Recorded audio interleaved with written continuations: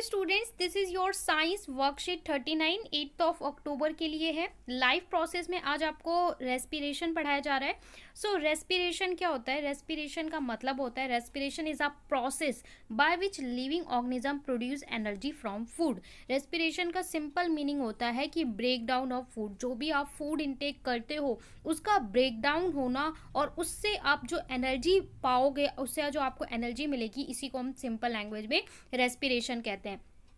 जो हम फूड खाते हैं उससे हमें मिलता है C6H12O6 ग्लूकोज, और इसके ब्रेकडाउन के बाद हमें क्या मिलती है? एनर्जी मिलती है। तो इसके ब्रेकडाउन के लिए हमें ज़रूरत होती है इस प्रोसेस की, जिसको हम बोलते हैं रेस्पिरेशन। रेस्पिरेशन हमारा दो तरीके का होता है, aerobic respiration, anaerobic respiration. Basic difference क्या है? Takes place in presence of oxygen.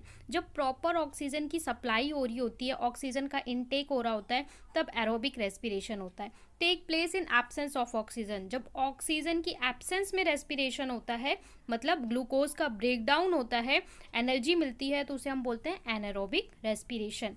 ये हमारा माइटोकॉन्ड्रिया में होता है और ये होता है कहाँ पे? साइटोप्लाज्म में। कंप्लीट ऑक्सीडेशन ऑफ ग्लूकोज का कंप्लीट ऑक्सीडेशन होता है, CO2 वाटर रिलीज होता है, और यहाँ पे इनकम्प्लीट ऑक्सीडेशन होता है, या फिर आप बोल सकते हो कंप्लीट ब्रेकडाउन ग्लूकोज का नहीं हो पाता है। यहाँ पे जो एनर्जी रिलीज होती है, produce up to 36 ATP, energy release in the form of ATP, adenosine triphosphate, और यहाँ पे 2 ATP।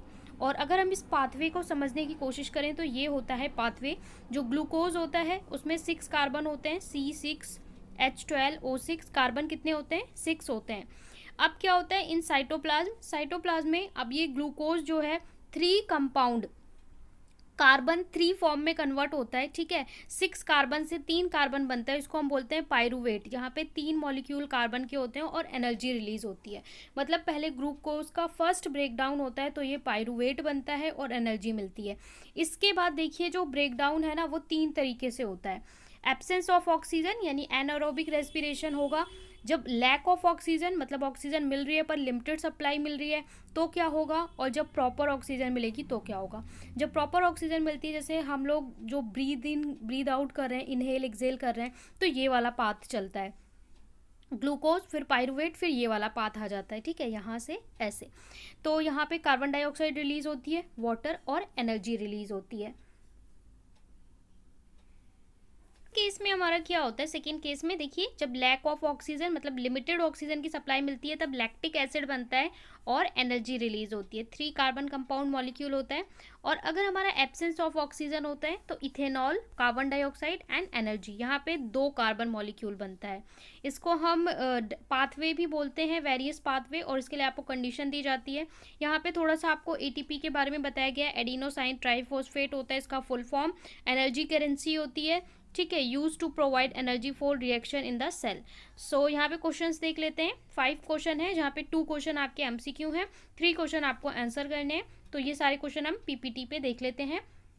फर्स्ट क्वेश्चन में बोले the energy currency of a cell is. Energy currency cell में क्या होता है? ATP, लैक्टिक एसिड, CO2 या ADP। तो एनर्जी करेंसी क्या होता है? ATP, यानी ऑप्शन A जो है इसका करेक्ट आंसर होगा।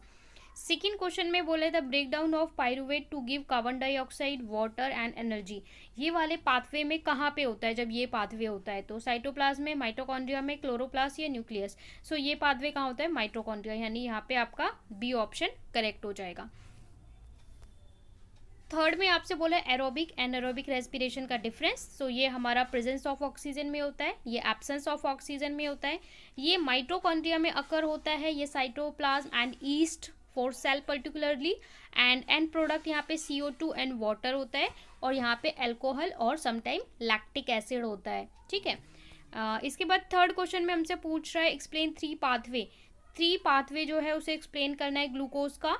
तो उसको आपको यहाँ पे फर्स्ट, सेकेंड, थर्ड तीनों ये आपको लिखना है, और इसके बाद इसका आपका डायग्राम बनाना है। आप चाहे तो सिर्फ इस डायग्राम को भी बना सकते हैं, ये पूरी एक्सप्लेनेशन इसमें डिफाइन हो जाती है।